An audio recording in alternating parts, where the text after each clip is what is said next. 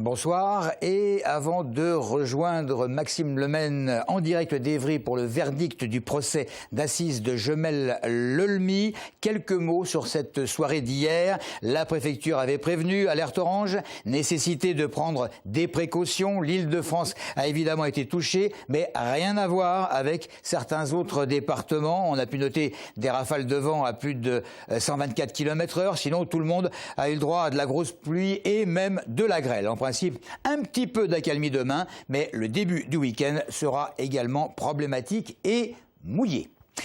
Les assises d'Évry à présent avec Jamel Lelmi qui connaît à présent et depuis quelques minutes le verdict des jurés après 3 semaines de procès où il était accusé de l'assassinat de sa femme et de tentative d'assassinat de sa compagne.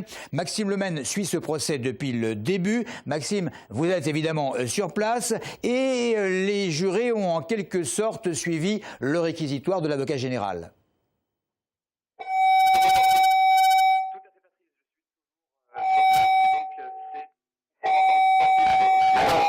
De mon côté, malheureusement, je ne vais pas pouvoir continuer.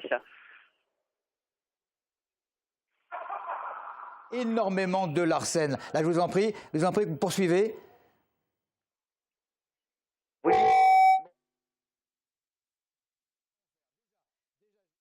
Le verdict, c'est 30 ans de réclusion, mais sans période de sûreté. Et si vous le voulez bien, nous allons diffuser le reportage que vous aviez fait, enfin plutôt le plateau que vous aviez préparé il y a environ 1 heure, avant même l'énoncé du verdict. Jamel Lelmi, de toute façon, avait, avant que les jurés ne puissent délibérer, clamé une fois de plus son innocence. Croisé ce matin dans les couloirs du tribunal d'Évry, maître Éric Dupond-Moretti, l'avocat de Jamel Lelmi, l'a de nouveau répété. Dans ces affaires, seul le mobile fait crime. À l'occasion de sa plaidoirie hier après-midi, le ténor du barreau l'a répété à de nombreuses reprises. Il n'y a pas de preuves ni même de lien entre ces deux affaires. Alors pour l'avocat général, cette histoire de mobile qui fait crime, ce n'est qu'une pirouette de plus de la défense. Ce qui est certain, c'est que dans ces affaires, il reste de nombreuses zones d'ombre qu'on n'a pas pu éclaircir malgré la longueur des débats. Écoutez la maman de Kathleen Vasseur, la première femme de Jamel Lelmi. Il y a des zones d'ombre, il y en aura toujours malheureusement, surtout, bon moi je parle pour ma part, pour l'accident de ma fille, puisque là malheureusement, comme je dis, je n'ai que des points d'interrogation et des questions et des points d'interrogation qui sont à ce jour qui ne sont toujours pas résolus. Puisque là, jusqu'à présent, chaque fois qu'on a donné la parole à M. Lelmi, qui aurait pu donc avoir le droit de s'exprimer, il ne l'a pas fait. Donc voilà, pour moi, ça sera toujours jusqu'à la fin de mes jours, je crois que je n'aurai pas de réponse à mes questions. Les derniers mots de Jamel Lelmi, juste avant le début des délibérations des jurés, ont été « Je suis innocent, c'est tout ce que j'ai à rajouter, Madame la Présidente ». Bon alors Maxime, je ne sais pas si la liaison va être meilleure que tout à l'heure. Je disais donc que les jurés avaient finalement suivi le réquisitoire de l'avocat général. Oui, Patrice, tout à fait. Je suis toujours en ligne. Eh bien, écoutez, ce que je peux vous dire sur cette délibération, c'est qu'effectivement, les jurés ont condamné Jamel Lelmi à 30 ans de réclusion criminelle. Alors, ils n'ont donc pas suivi l'avis exact de l'avocat général qui avait requis la perpétuité. Pour l'annonce de ce verdict, la salle était comble, la tension palpable. À la sortie, on a même pu assister à quelques violences vis-à-vis des journalistes de la part de ceux qu'on a supposé être des membres du collectif de soutien à Jamel Lelmi. En tout cas, comme je vous l'ai dit, c'est la fin d'un procès hors norme. Évidemment, l'avocat de Jamel Lelmi, maître Éric Dupond-Moretti, a indiqué à la presse qu'il attendait à la sortie qu'il y aurait un appel. Voilà ce qu'on pouvait dire, Patrice, sur ce procès, je le répète encore une fois, hors norme qui a duré plus de 3 semaines.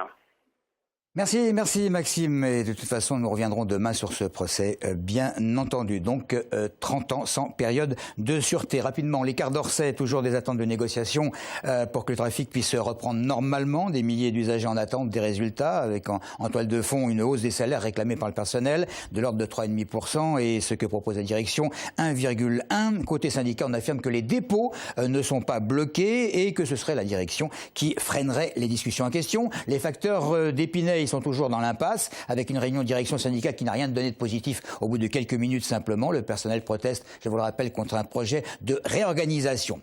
Mais c'est un document, c'est un faire-part très troublant que la presse a reçu ce matin. C'est le président de la Fédération française du bâtiment en Essonne qui nous l'a adressé. Un faire-part qui mentionne la mort de 130 entreprises et de plusieurs centaines de salariés. Faire-part choc destiné à frapper les esprits avec beaucoup de gravité, comme le président de la Fédération l'a expliqué à Aurélien Barthes. Personne n'a envie de communiquer de cette façon-là, même quand ça nous arrive à tous. Sauf qu'aujourd'hui, c'est vraiment la réaction des chefs d'entreprise. On est dans une situation catastrophique et il nous semblait plus que nécessaire de répondre de cette façon parce qu'aujourd'hui, on n'en peut plus. On est en train de perdre énormément d'entreprises. Comme vous avez pu le voir, 160 entreprises, 600 salariés sur l'année 2013. C'est encore pire sur le début de 2014. Il faut vraiment que tout le monde prenne connaissance du fait qu'on ne peut plus continuer comme ça. On a réussi à régler beaucoup de choses, on a réduit nos frais généraux, tout ce qu'on a pu faire. Aujourd'hui, on en est sur les forces vives de nos entreprises et on va perdre du savoir-faire. C'est plus possible. Il faut arrêter. Aujourd'hui, il y a 2 chefs d'entreprise, tous secteurs confondus, qui se suicident en France.